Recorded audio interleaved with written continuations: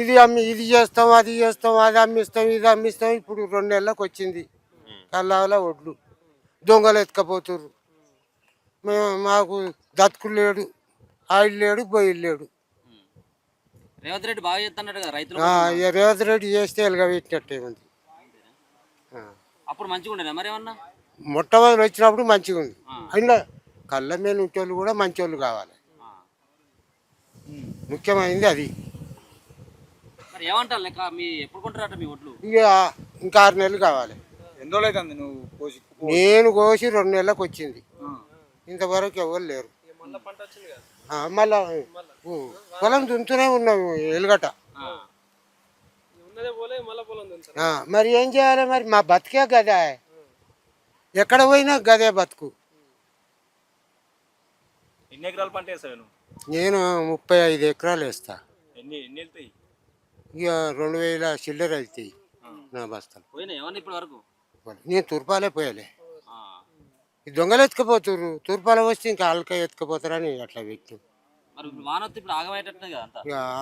ఏం చేస్తాం అయ్యా మేము? ఏం చేయలేము. దేవునికి మొక్కాలి, లీడర్లకు మొక్కాలి, అధికారులకు మొక్కాలి. ఓట్లు వేపించుకుంటేప్పుడు అయ్యమ్మ అంటారు. ఇక అప్పుడు మర్చిపోతారు. మళ్ళీ తర్వాత గెలిచిందంటే మర్చిపోతారు. మతి ఉండదు. ఎన్నో నెంబర్ సీరియల్? నాది 200. ఇప్పుడు ఎన్నో నెంబర్ నడుస్తుంది? ఇప్పుడు 60 అట. ఎన్ని దినాలు పడుతుంది? నేను చెప్తున్నా కదా సారు, 6 నెలలు పడుతుంది. వచ్చేసారి వచ్చే పంటకు ఈ పంట 2 కలిపి తీసుకుంటారు అంతే. ఇక అయ్యేదే రైతులు నాలవారి చీమ కాటికెళ్ళి తింటుంది మా సొమ్ము. చీమలు తినే, ఎలుకలు తినే, పందికొక్కులు తినే, అడింపందులు తినే, మళ్ళా అధికారులు ఇక్కడి నుంచి రైసు మిల్లులోళ్ళు ఈ ఎందరో ప్రధానమంత్రి దాకా పోతే మా సొత్తు. ఇక మమ్మల్ని చూడరు. గంటలు కాంటల దగ్గర ఫస్ట్ 40 కేజీలు జోకేది, అది 41కి చేసిర్రు. 41 తర్వాత కూడా ఇంకా తక్కువ అవుతుంది, ఆడ లాస్ అవుతుందని మిల్లర్స్ కొట్లాడి ఈ ఆఫీసర్లే మళ్ళీ 41 చిల్లర మళ్ళీ కొన్ని గ్రాములు ఎక్కువ చేస్తుర్రు. దాని మీద మళ్ళీ లారీలు రావు. లారీ వచ్చినప్పుడు ఆడ మిల్ అయినా తీసుకోడు. మిల్ అయినా 5 రోజులు 6 రోజులు లారీ నిలబెట్టుకుంటే ఆడు ఎక్కడుంటాడు? వాడు మాకు బ్యాక్కో 2 రూపాయలు ఇవ్వండి, అట్లా ఇస్తేనే మేము ఇడికి వస్తాం, లేకపోతే రాము. అట్లా కూడా మేము ఒప్పుకొని వాళ్ళని బదిలాడితే నిన్నయాల 1-2 లారీలు వస్తున్నాయి అంతే, వేరే ఏం లేదు. బస్తాకు రూపాయి ఇస్తేనే అది కూడా. నేను పోయి ఆడ 4 రోజులు 5 రోజులు వాడుకుంటే నా పుట్టేట గడుస్తుంది లారీ వాడు అంటుండు. అటువంటి అప్పుడు ఇవ్వవలసిందే కదా మరి. అతనికి ఆడ పెట్టుకొని కూర్చుంటే మళ్ళీ కిరాయి ఎట్లా వస్తుంది? అందు గురించి అని సరే అట్లన్నా రారా బాబు అని అంటే ఇప్పుడు 2 రోజుల సంది 1-2 లారీలు వస్తున్నాయి. మిల్లులో తరుగు ఆయన చెప్తుడుగా, ఆడికి పోయిన తర్వాత ఆయన అన్న కాడికి వంగవలసిందే. నేను చెప్పినా కదా, ఓ 10 గ్రాములు వడ్లు తీస్తాడు, అవి 4 భాగాలు చేస్తాడు. 4 భాగాలు చేసి ఒక్కొక్క భాగంలో తాలు గింజలు ఎన్ని ఉన్నాయి, గట్టి గింజలు ఎన్ని ఉన్నాయి ఏరి దాన్ని తూకం చేస్తాడు. మళ్ళీ తాలు ఎంత ఉంది, గట్టి గింజ ఎంత ఉంది తూకం చేసి దాని ప్రకారంగా నాకు ఇగో ఇన్ని కిలోలు నష్టం ఉంది, నాకు దీని మీద నేను ఇంత కొట్టేస్తా, మీ ఇష్టం ఉంటే ఇవ్వండి లేకపోతే వెళ్ళిపోండి. అన్లోడ్ మాత్రం కాదు, అంతే. నోటి మాటతో చెప్తే మేము ఇక ఆయన నీళ్ళు కావాల్సిందే. నువ్వేమైనా చేసుకొని మేము బండికేసి ఊకున్నా కానీ 5 రోజులు కాదు 10 రోజులైనా లారీ అట్లే ఉంటుంది. దాదాపు మేము చెప్తున్నాం కదయ్యా, ఒక్కొక్క లారీకి మాకు 5 క్వింటాలు 6 క్వింటాలు ఒక్కొక్క రైతుది నాశనం. ఏం చేయాలి మేము? అది పరిస్థితి. రేవంత్ రెడ్డి ప్రభుత్వం గురించి మీరేం చెప్తారు? రైతు ప్రభుత్వం, ప్రజాప్రభుత్వం. రేవంత్ రెడ్డి ప్రభుత్వం అనేది కాదు, వాస్తవికంగా మాది కాంగ్రెస్ ప్రభుత్వమే నాది కూడా. కానీ నేను ఇంతున్నప్పటి సంది అయినా నా ఓటు హక్కు వచ్చినప్పటి సందే కాంగ్రెసే. కానీ ఇంత అభిమానం మాత్రం మాకు ఎప్పుడు కాలేదు. చెప్తున్నా కదా, మా లీడర్లే మా ఆఫీసర్లే అంతా మా వాళ్ళే. కానీ ఇంత దోపిడీ ఇంత అవుతుంది కదా, మరి చెప్పలే కాంగ్రెస్ అంటున్నావు కదా? అవును, చెప్పలే. చెప్తే వచ్చిపోతాడు ఆయన ఎమ్మెల్యే గారు ఉండి చెప్తాడు, మేము ఇట్లా 1.5 కిలోన్నర జోకిస్తారు తీసుకుపోతారు అని చెప్పిపోయాడు అంతే. కానీ మళ్ళీ వచ్చింది లేదు వాళ్ళు తీసుకుపోయింది లేదు, ఎంత ఆగమైనా అంతే. అంతే అంతకంతే ఉంది బాబు. మరి రేవంత్ రెడ్డికి ఏం చెప్తారు ఒక రైతుగా మీరు? రైతుగా రేవంత్ రెడ్డి ఉన్న జామ్ లేదు, లేకున్నా జామ్ లేదు మాకు. కాలువలు ఇచ్చినాం, ప్రాజెక్టులు ఇచ్చినాం అంటే ఏమిటికి కాలువలు ప్రాజెక్టులు? పంట పండి చెడపోసుకోవాలి. ఇప్పుడు వడ్లే కొనాలని చెప్తుర్రు, వడ్లే పెట్టకూడదు అంటుర్రు. మేమేం పెట్టుకోవాలి? ముసి పరివాహక ప్రాంతం మాది, ఆ పక్క పంటి నీళ్లు వాడుతుంటాయి. ఈ వరి తప్ప మేము వేరే పంట పెట్టలేము.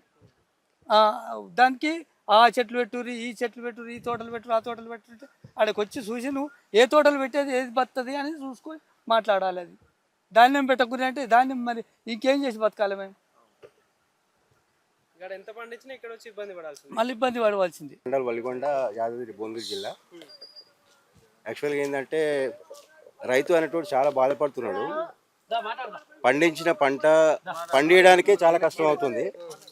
ఆ పంటను పండించి తీసుకొచ్చి మైకేపీ సెంటర్లో పోస్తే కొనుగోలు స్టార్ట్ అయ్యి ఇప్పటికి నెల అయిపోయింది. ఒక 30-40% కూడా ఇక కొనుగోలు కాలేదు. రైతులు చాలా ఇబ్బంది పడుతున్నారు. కొనుగోలు చాలా వేగవంతం చేయాలని కోరుకుంటున్నాను. ఎన్ని రోజులు అవుతుంది కాంటాలు కాదు? కాంట్రా కాక అవుతున్నాయి, కాకపోతే రెగ్యులర్గా అవట్లేదు, స్లో అవుతున్నాయి. లారీలు రావట్లేదు సరిగా టైంకి. ఇంకా చాలా ఉన్నాయి ధాన్యం. అంటే ఏమంటున్నారండి ఇప్పుడు ఈ లారీలు రాకపోవడానికి కావచ్చు, కొనకపోవడానికి కారణాలు ఏం చెప్తున్నారు ఎవరైనా? ప్రభుత్వం అయితే కొనుగోలు చేస్తున్నాం ఫాస్ట్గా అని చెప్తుంది, కానీ మరి మా దగ్గర అయితే ఇక్కడ మా కేంద్రంలో అయితే అయినా దాఖలా అయితే పూర్తిగా అవుతుంది, సగం కూడా కాలేదు, ఇంకా సగానికి ఎక్కువ ఉన్నాయి. ఇంకా రైతు అన్నటువంటి ఇప్పుడు వానాకాలం కూడా 10 రోజులు అయితే వానాకాలం స్టార్ట్ అయింది. ఇప్పుడు ఈ వర్షం గట్టిగా పడిందంటే అంత మొలకలు వస్తాయి. మొత్తం ఆ పండించిన పెట్టుబడులు మొత్తం ఈయనే ఉన్నాయి. రైతు ₹1 లేదు. రైతు పండించిన పంట పెట్టుబడి టోటల్ ఇక్కడే ఉంది. అప్పు చేసి పెట్టినా ఇంతకాలం పెట్టింది ఇక్కడే ఉంది. మళ్ళీ ఇప్పుడు పెట్టుబడి టైం. సకాలంలో రైతులకు ఇవి కొనుగోలు క్లియర్ చేసి అందరికీ సరైన న్యాయం చేయాలని కోరుకుంటున్నాను. ప్రతిసారి ఇట్నేనా లేకపోతే ఈసారి కొంచెం? మరి ఈసారి అయితే ఎక్కువ ఉంది. ఈసారి ఈ ప్రాబ్లం చాలా ఎక్కువ ఉంది. ఇంతకుముందు లాస్ట్ ఇయర్ అంతకుముందు ఇంత లేదు, కాకపోతే కొంచెం పర్లేదు. బట్ ఈసారి మాత్రం చాలా ఎక్కువ ఉంది. బోనస్ పైసలు వచ్చినాయి పోయినా సరే? మరి మేమైతే సన్నోళ్ళు పెట్టలేదు, మేము ఇవే దొడ్డు రకం ప్రతిసారి అంతే. మా విలేజ్లో అంతా దొడ్డు రకాలు పెడతారు, సన్న రకాలు ఏం లేవు. బోనస్ గురించి అయితే ఇక మనకు తెలియదు. వేరే ఊళ్ళో ఉండొచ్చు, బట్ మన ఊళ్ళో అయితే పెట్టలేదు. ఎన్ని ఉన్నాయి మీకు? ఎన్ని నాకు 8 ఎకరాలు. పోలేదు ఇంతవరకు? ఒక్క బస్తా కూడా పోలేదా? అది సీరియల్ ప్రకారం ఉంది. ఎన్ని ఉన్నది మీ నెంబరు 187 ఉంది నాది. ఇప్పుడు ఏమన్నా అర్థం? ఇప్పుడు 75 అట్లా ఉన్నట్టుంది. అంటే ఒక 10 రోజులు పడుతుంది మళ్ళీ. నేను 10 రోజులు ఎక్కువ అవుతుంది. నాకు తెలిసి June 15th అట్లా క్రాస్ అవుతుంది. ఇక మధ్యలో వర్షం పడితే మళ్ళీ ఇబ్బంది. అదే ఇప్పుడు నేను అనేది ఏంటంటే, ఇప్పుడు ఆల్రెడీ రెయిన్ సీజన్ స్టార్ట్ అవుతుంది 15 రోజులు అయితే మృగశిర. వర్షాలు పడ్డాయంటే అప్పుడు ఆగమగా వచ్చడం ఉంటుంది. పట్టాలు పని చేయి, వరదలు వస్తాయి, మొలకలు వస్తాయి. ఇంకా రైతు ఏమీ దిక్కులేని పరిస్థితి. రైతును ఎవరు ఆదుకోరు. ప్రభుత్వాలు సరిగా శ్రద్ధ చూపించి రైతును ఆదుకోవాల్సిందే, కానీ ఇక మరి అది ఏం జరుగుతుందో ఏమో తెలియదు. కానీ తొందరగా కొనుగోలు అయితే ఇప్పుడు ఎర్లీగా అయితే బాగుంటుందని నా ఉద్దేశం. రైతులందరూ సఫర్ అవుతున్నారు దీని మీద, ఇంతే. భూమి లేదు సార్. నేను 10 ఎకరాలు లీజ్ తీసుకొని చేస్తున్నా. తీసుకుంటే ఏమైంది, మన ఇరిగ బసాలకు పోతే కౌలు రైతుకు భూమి లేదు, పాస్బుక్ లేదు, ఇరిగ ఇస్తలేడు.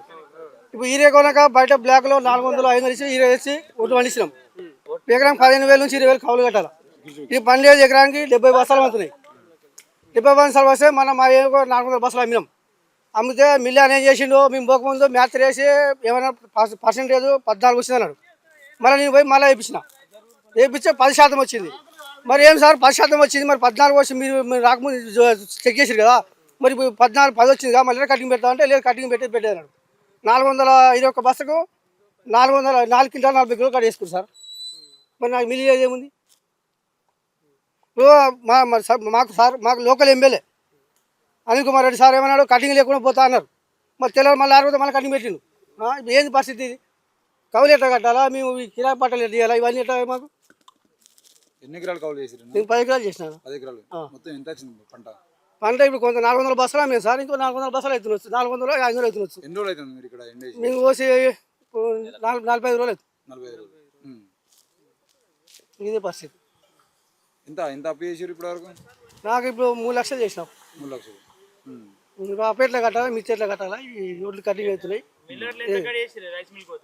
4 క్వింటాలు 40 కిలోలు కట్టేసి ఉం. మిల్లర్లో దోపిడీ అయ్యా ఆ. ఈడెంత పెట్టిరు కాంటి ఎంత 41 జోకిరు ఈడ 41 50 100 గ్రాములు జోకిరు మరి అవి ఇంకా కింద బస్త కిలో కట్ చేసుకుని జల్లి పట్టినాక బస్తా కిలో కట్ చేసిరు. కట్ చేసారు మళ్ళీ బస్త కిలో కట్ చేయగా 20 కిలో ఎక్స్ట్రా కట్ చేసారు ఎందుకు ఏం చెప్తలేరు? చెప్తలేరు అంటే అయితే కాలు అయితే అన్నారు లేకపోతే లారీ అట్లనే పెడతామని బ్లాక్ మెయిలింగ్. అంతే తీసుకోపోరు అంటే ఏం చేస్తాం లారీలా లేకపోతే ఏవో మిల్లు మిల్లరు పోయినా మేము మరి పోయి కొట్లాడినా ఇంట్లో ఏంది మరి ఇది ఇంత లేట్ అవుతుంది ఏంటంటే కారణం ఇక్కడ? ఏది కాదని మన ఎమ్మెల్యే గారు జర పట్టించుకుంటే మంచిగా ఉంటుందని అనుకుంటున్నాం మరి ఆయన కూడా మళ్ళీ రేపు పొద్దున మళ్ళీ వచ్చినా కూడా ఛాన్స్ ఇస్తాం అన్నట్టు ఉంటుంది ఆల్రెడీ వచ్చేది ఏంటనే కదా మీరు ఓట్లు ఇంతవరకు మాకు మార్కెట్కి రాలేదు ఎమ్మెల్యే గారు ఎవరైనా వచ్చిన కలెక్టర్ వాళ్ళు కలెక్టర్ ఎంఆర్ ఒకసారి వచ్చింది కలెక్టర్ రాలే అంతే. ఇప్పుడు ఇన్ని కటింగ్లు ఇవన్నీ అవుతున్నాయి కదా, మరి వాళ్ళకి తెలియట్లేదు అంటే వాళ్ళకి తెలిస్తే మనం ఏం చేస్తాం సార్ మనకి రైతు బాధ మనం పడుతున్నాం కదా వాళ్ళకి తెలిస్తే తెలియకుండేది మనకు సో అంటే మీరు ఒక పక్కన పండించేంత వరకు ఒక కష్టం, ఆ. పండినటువంటి పంటను కష్టం. ఎట్లా ఎట్లా అనిపి ఒక రైతుగా రైతు ఏమన్నా అంటే ఇప్పుడు ఈ ప్రభుత్వం పాలట అనేది తెలుస్తలేదు మరి ఏం పాలే తెలుస్తలేదు అట్లా రైతుల పరిస్థితి ఘోరంగా ఉంది.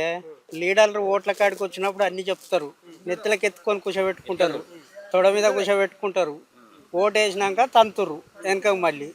ఇప్పుడు మినిస్టర్లు కానీ ఎమ్మెల్యేలు కానీ అధికార పార్టీ ఏ పార్టీ అయినా కానీ ఉన్నప్పుడు ఏమంటారు, ఆడ ఏసీ రూమ్లలో కూర్చొని మీకు అన్ని చేస్తున్నాం ఇన్ని చేస్తున్నాం, రైతే రాజు, రైతు లేకపోతే దేశమే లేదని చెప్తాడు. వీడికి వస్తే అసలు పరిస్థితి అర్థమవుతుంది.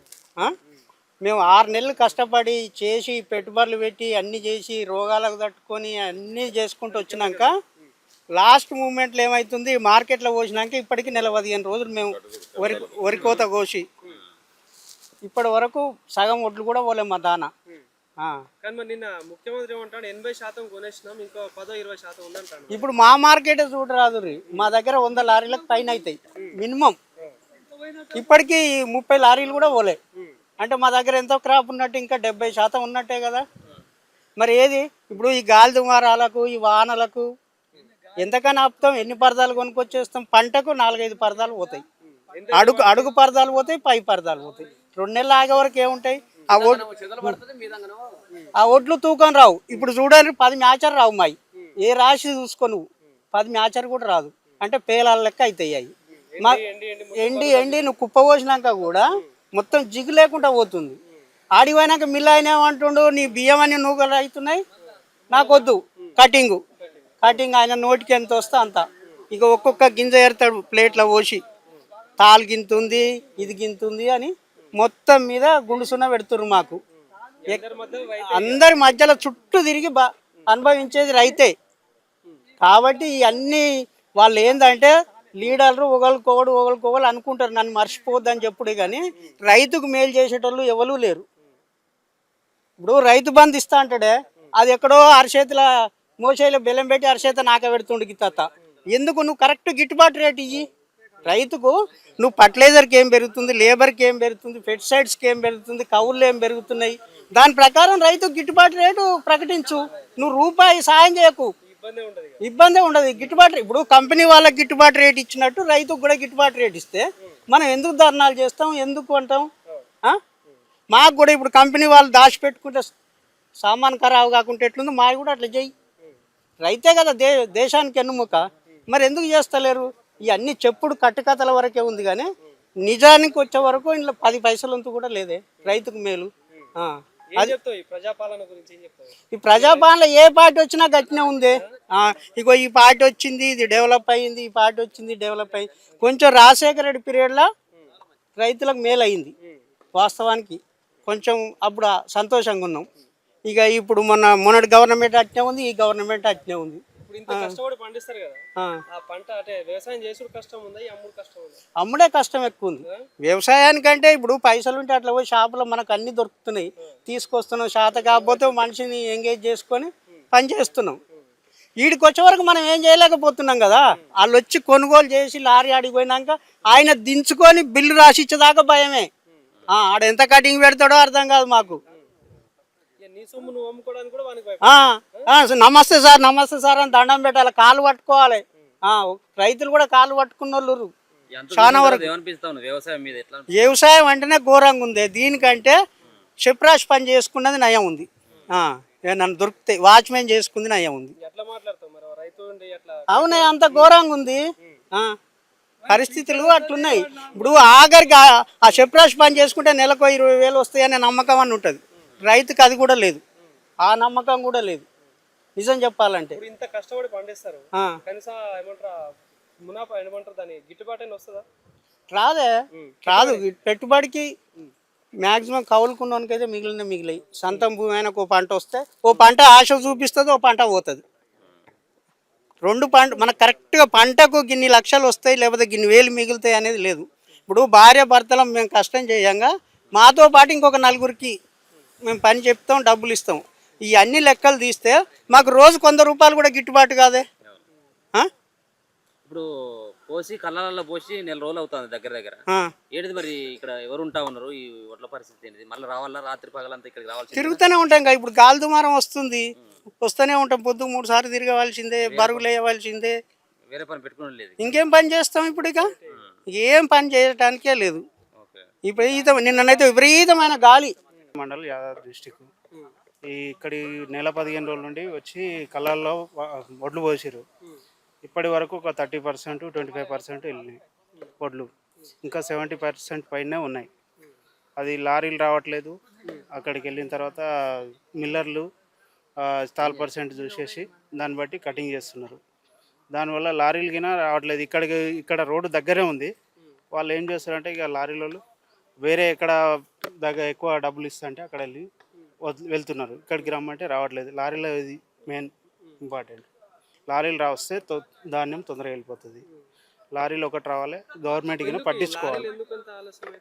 అక్కడ మిల్లు దగ్గరికి వెళ్ళిన తర్వాత 2-3 days 4 days అవుతుంది. అన్లోడింగ్ లేట్ అవుతుంది. మిల్లులు గిన ఫుల్ అయిపోయినాయి, గోదాములు గిన ఫుల్ అయిపోయినాయి.